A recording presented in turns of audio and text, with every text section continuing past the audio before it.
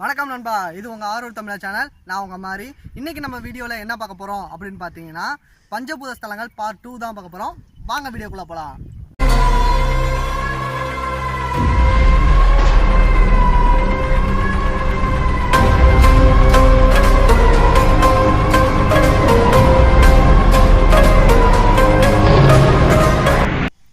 Hi friends, நான் உங்கள் பிரவீன். நம்ம இப்போ பஞ்சபூத ஸ்தலங்களை பற்றி பார்த்துட்டு இருக்கோம்.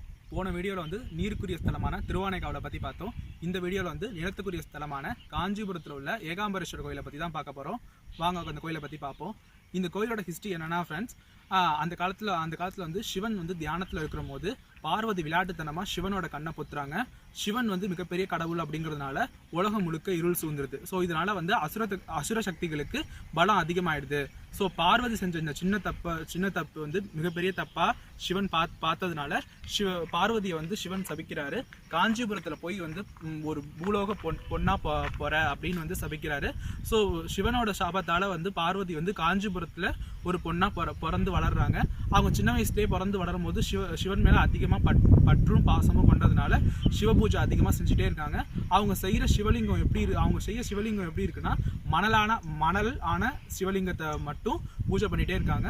ஸோ இதனால என்ன ஆகுது, பார்வதியோட பக்தி வந்து படிப்படியாக அதிகரிச்சுட்டே இருக்கிறதுனால சிவன் பார்வதியோட பக்திக்காக அந்த பார்வதியை கல்யாணம் பண்ணிக்கிறாங்க.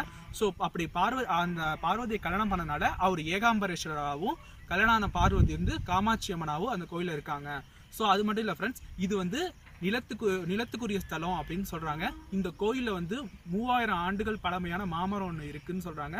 ஸோ இந்த கோயில் வந்து மிகவும் தொன்மையான சிவன் கோவில்களில் ரொம்ப பிரசித்தி பெற்ற கோயில். அது மட்டும் இல்லை, 18 சக்தி பீடங்களில் இந்த கோயிலும் ஒன்று அப்படின்னு சொல்லக்கூடியது ரொம்ப ஆச்சரியத்தக்கக்கூடிய விஷயம்.